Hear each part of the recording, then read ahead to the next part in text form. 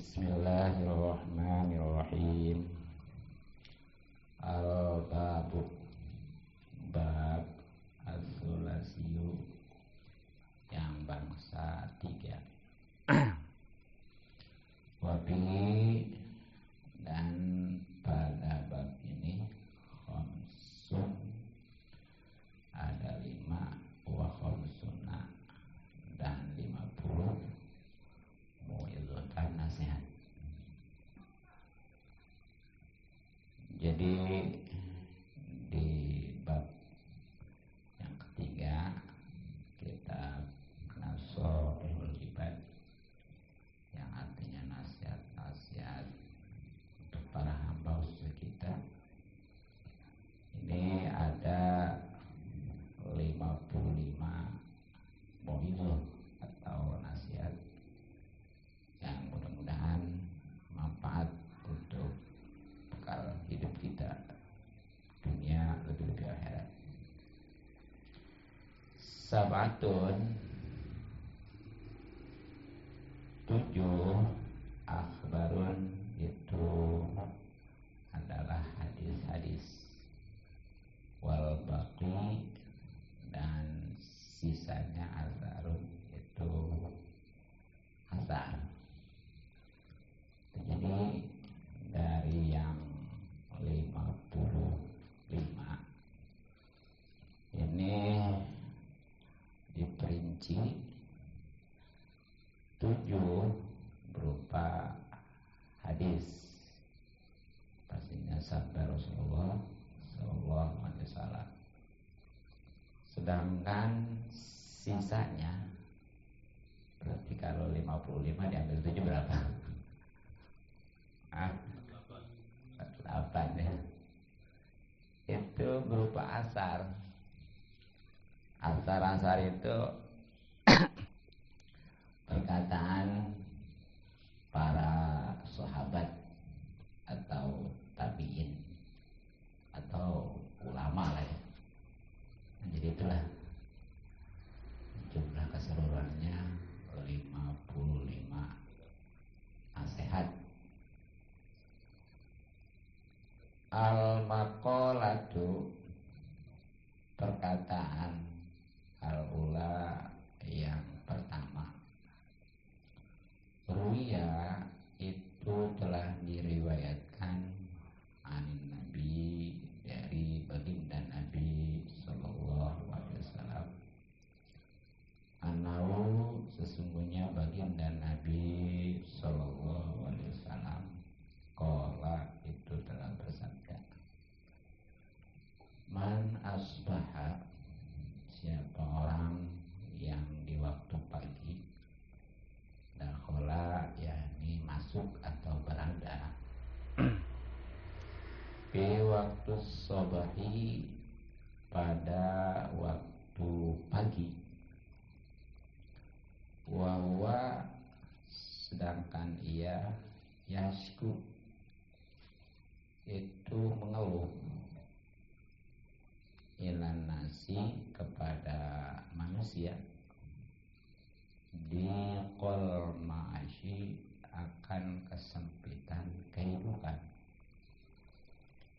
Pakaan nama, maka seakan-akan, pakaan nama yasku ya, maka seakan-akan ia mengeluhkan robbahu, akan ketetapan Allah Tuhannya, yakni Allah Subhanahu wa taala.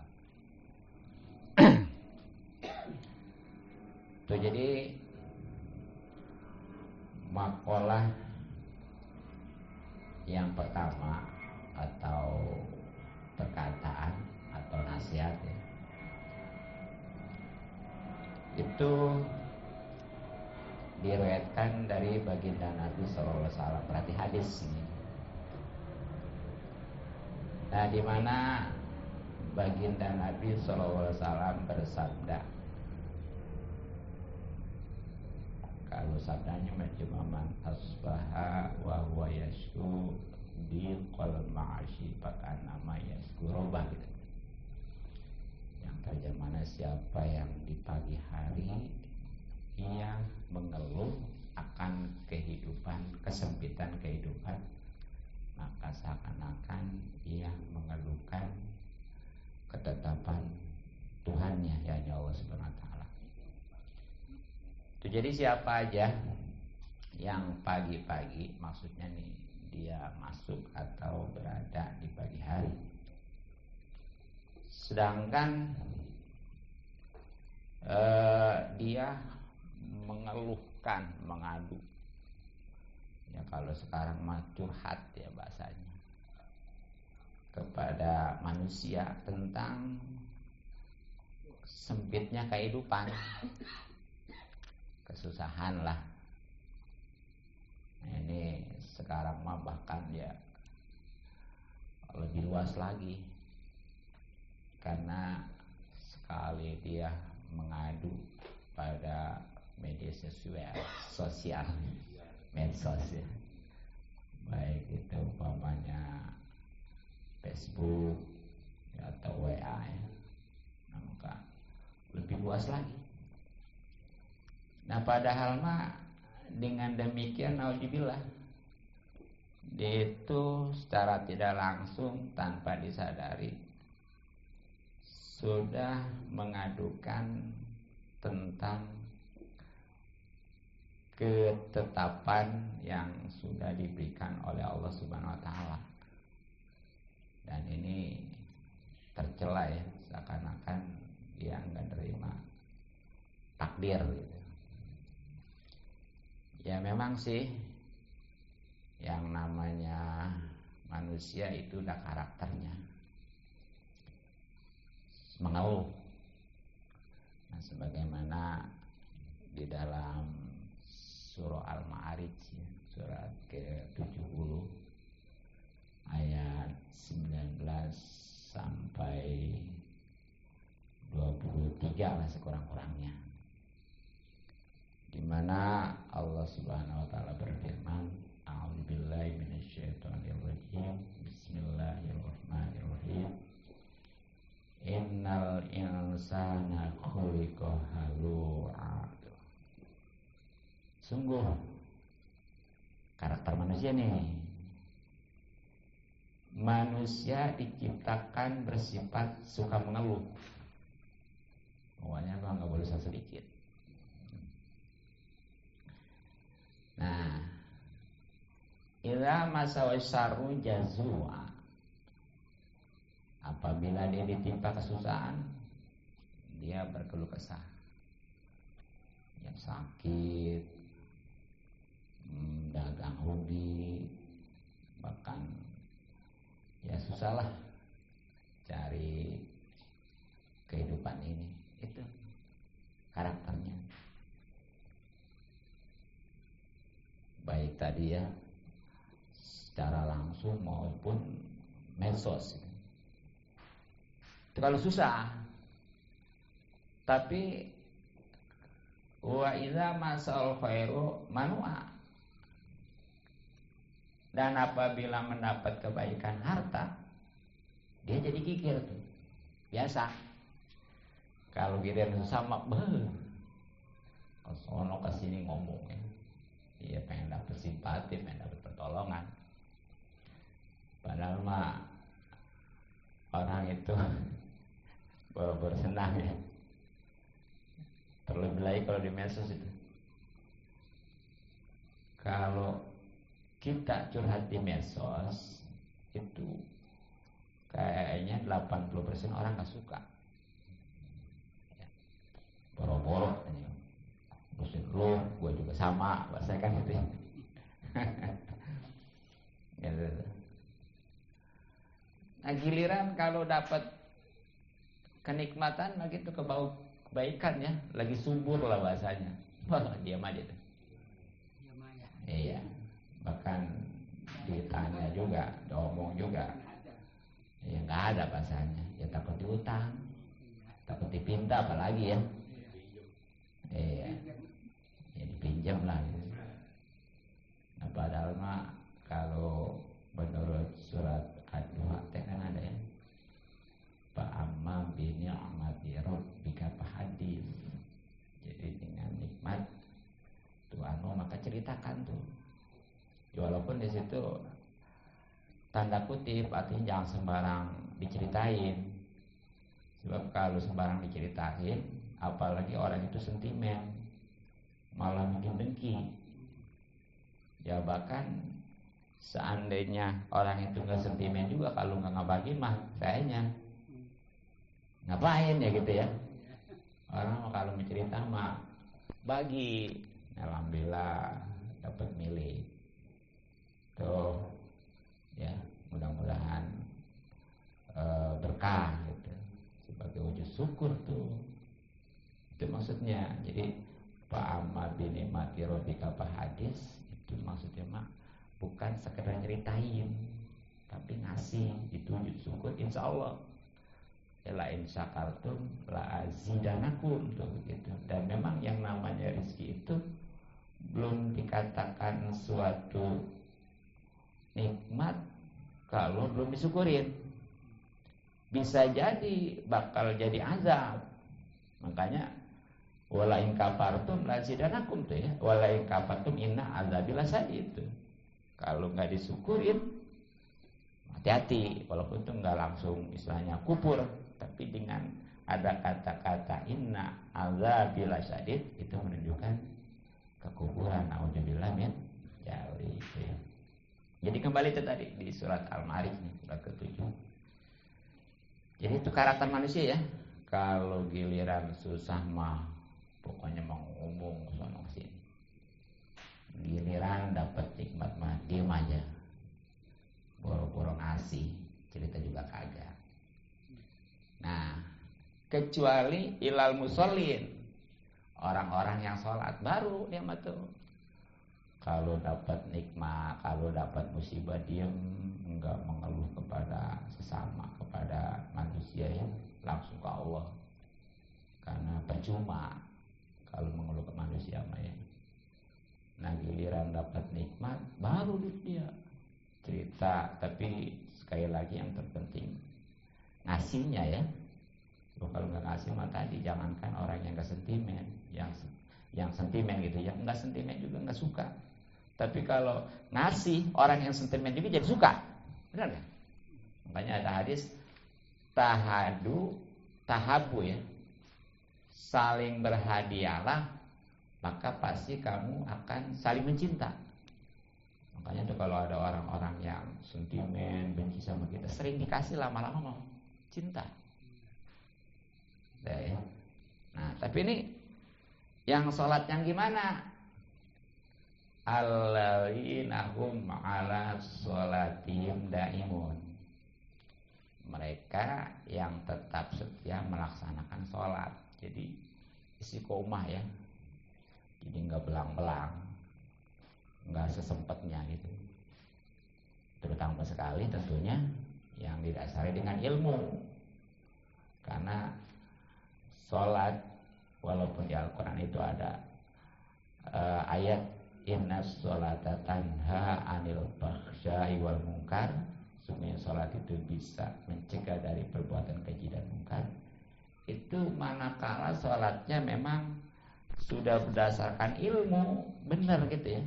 Jadi kalau nggak benar mah boro-boro mempengaruhi, pahala sah juga kagak, bahkan kewajiban belum gugur. Tuh, naudzubillah min dzalik. Jadi ya, hati dalam curhat, dalam mengeluh ini. Nah, apa sebabnya? Wasyikayatu, mengeluh itu layaliku lataliku ya, manas. Itu tidak layak illallah, kecuali kepada Allah. Jadi ini ketahui, yang namanya curhat, mengeluh itu enggak layak. Artinya jelek lah, kecuali kepada Allah. Karena memang segala-galanya berdasarkan kehendak Allah. Walaupun orang-orang nih mau ngebantu kita ya, kalau Allah nggak berkehendak nggak bakal bisa. Apalagi kalau orang-orang nggak mau ngebantu kita mah. Tapi kalau Allah memang berkehendak mah bisa jadi. Juga fa'innaha, yang namanya mengeluh kepada Allah min jumlati doa, itu hakikatnya bagian daripada doa. Jadi secara tidak langsung kita mengeluh kepada Allah itu sama halnya kita berdoa. Tuh. Makanya ya seperti Nabi Ayub ketika ditimpa musibah enggak minta pengen disembuhkan ya. Coba bilang, ya Allah, saya ini dalam keadaan begini, gitu doang. Ya Allah mah tahu lah. Gitu tuh ya. Nah, jadi itu kalau mau mengeluh, kalau mau curhat, langsung kepada Allah ya. Karena Allah mau menentukan, dan itulah memang secara tidak langsung merupakan suatu doa gitu. Nah, bagaimana kalau mengeluh kepada manusia nih?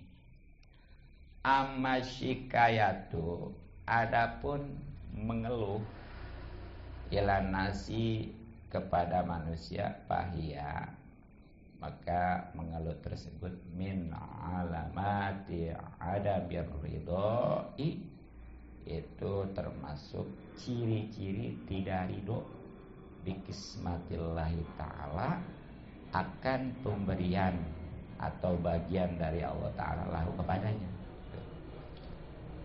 Sedangkan yang namanya mengeluh, curhat nih ya, kepada manusia umumnya gitu, nah itu justru ciri-ciri enggak ridho kepada pemberian atau bagian dari Allah Subhanahu wa taala ya, terutama keburukan gitu. Nauzubillah min jali. Itu makanya hati-hati ya. Apalagi kalau yang namanya datang ke dukun gitu, atau paranormal, itu di dalam hadis ya,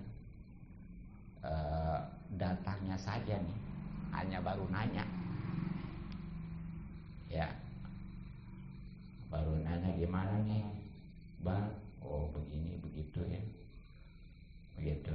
Nah karena memang dia peramalan itu kurang bagus, umpamanya nggak percaya lah ya, cuma sebatas nanya aja. Nah itu nauzubillah sudah mengakibatkan 40 hari 40 malam sholatnya nggak diterima. Tuh. Datang ke paranormal tuh, ke dukun ya, ini bukan dukun urut ya, dengan dukun yang paranormal tuh yang suka ngeramal itu tuh. Baru datangnya aja nanya ya, karena nggak percaya tuh ramalannya, itu 40 hari 40 malam ibadahnya nggak diterima tuh sama sholat, bahkan doanya nggak dijawab. Nah gimana kalau baru datang kemarin pokoknya, atau minggu yang lalu, yang jelas mah belum sampai 40 hari lah katanya ya, sholat nggak diterima, ibadah kan ngapain ya, tetap aja sholat mah sholat. Sebab kalau nggak sholat mantar kewajiban gak gugur, dosa udah jelas, nah gitu ya nggak diterimanya. Jadi kalau memang dia sholat mah ya walaupun gak diterima, paling tidak udah gak gugurin kewajiban, asal sholatnya berdasarkan ilmu gitu. Nah apalagi kalau datang ke dukunnya dia percaya karena ramalannya sesuai ya, seperti kata dukun paranormal, tenang, pokoknya mah minggu depan mah atau paling lambat bulan depan bakal subur gitu ya. Iya, bakal ketemu bahasanya ya. Oh, percaya tuh. Alhamdulillah, lebih parah lagi tuh ya. Bukan lagi nggak diterima sholatnya, ibadahnya, tapi hukumnya dia sudah kufur kepada Al-Quran. Itu makanya hati-hati ya. Jadi bukan solusi. Dan memang tadi dari awal dikatakan jangankan 1-2 orang apalagi dukun ya, seluruh manusia bahkan jin kumpul mau memberikan kemanfaatan kepada kita, kalau Allah belum berkehendak nggak bisa. Jadi yang menentukan adalah Allah Subhanahu wa ta'ala gitu ya. Nah, kamaruya sebagaimana telah diriwayatkan an Abdullah bin Mas'udin dari sahabat Abdullah bin Mas'ud qala, di mana sahabat Abdullah bin Mas'ud itu berkata, qala telah bersabda Rasulullah sallallahu alaihi wasallam. Jadi berkenaan dengan ini ya, ada solusi nih untuk menyelesaikan daripada keluar kesempitan kehidupan nih. Sebagaimana riwayat dari sahabat Abdullah bin Mas'ud radhiyallahu an yang menyampaikan sabda Rasulullah sallallahu alaihi wasallam. Bagaimana hadis atau sabda Rasulullah? Ala u'allimukum, apakah ingin aku kasih tahu kepada kalian al kalimati, beberapa kalimat allati takallama, yang mana sudah dikatakan atau dibacalah ya kalimat tersebut Musa ya, Nabi Musa alaihissalam hina jawazja, ketika menyeberangi al-bahro, lautan, ma Bani Israil, beserta kaumnya yakni Bani Israil. Jadi ini Rasulullah menawarkan suatu doa ya, yang mana nih doa ini pernah dibaca oleh Nabi Musa alaihissalam ketika menyeberangi lautan bersama Bani Israil tuh, yang udah dikejar oleh tentara Firaun itu ya, Laut Merah. Kan waktu itu Nabi Musa mau mundur lautan, mau maju lautan ya, mau mundur musuh Firaun. Jadi udah terjebak di pinggir pantai itu. Pokoknya mah si Malakama kalau dia mundur habis sama tentara Firaun. Kalau maju lautan, bagaimana coba? Nah itu panik tuh semua juga orang-orang Bani Israil ya. Tapi Nabi Musa makan karena Nabi udah dapat informasi ya. Nah itulah disuruh tuh untuk baca doa ini nanti nih. Nah, makanya ketika Rasulullah menawarkan kepada para sahabat khususnya Abdullah bin Mas'ud, maka fakulna, maka kami berkata, bala, baik ya Rasulullah, wahai Rasulullah, mau pastinya ya. Ya ini doa nih, kalau kita dalam kesempitan ini doanya nih. Bagaimana jawaban Rasulullah? Qala, Rasulullah bersabda, kulu, bacalah, Allahumma lakal hamdu wa ilaikal mustaka wa antal musta'anu wa la haula wa la quwwata illa billahil aliyyil azim.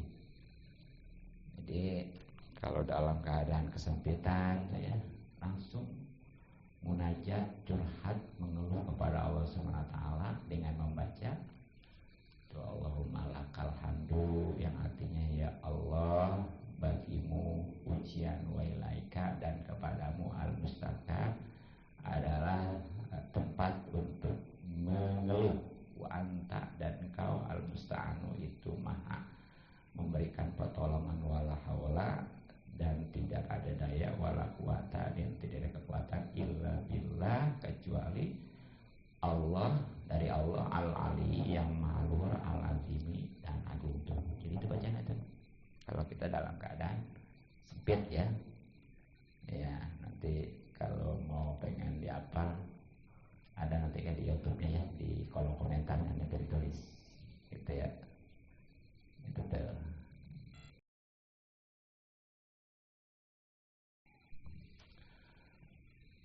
Qala, berkata al-amasyu, si Amas, pama taraktuhunna, maka tidak pernah meninggalkan saya akan doa itu mundu sami tuhuna, semenjak saya mendengarnya, min syakiki, ya, dari CS saya lah, al asadil kubi, ya, orang dari Bani Asad, orang Kupah, bahwa, ya, yaitu sakit ini, ya, an Abdullah radhiyallahu an, juga dapatnya dari sahabat Abdullah radhiyallahu an.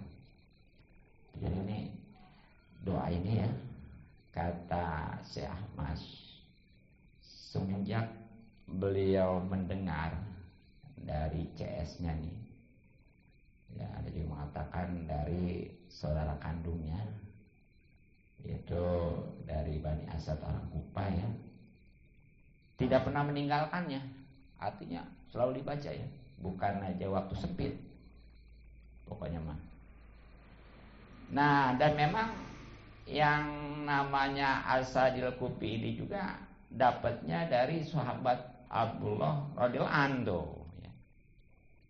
Nah, bahkan qala, berkata Al-Amasu Syekh Ahmad, atani, telah datang kepadaku atin, seorang yang datang bil manami, di waktu tidur.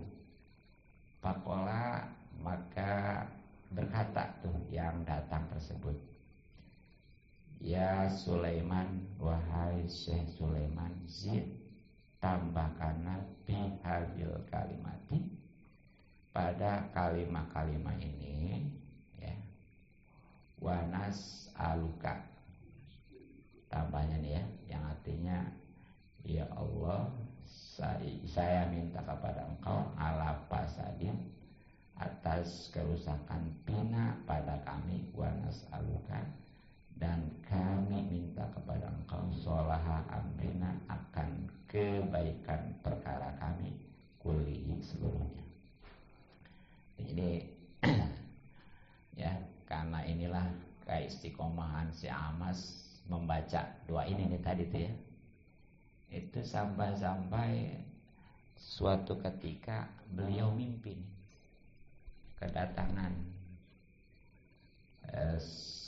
seseorang di dalam mimpi itu dan berpesan kepada si Amas untuk, yang namanya kan si Amas itu Sulaiman, ya, ada pada sebelumnya kemarin, itu suruh ditambahin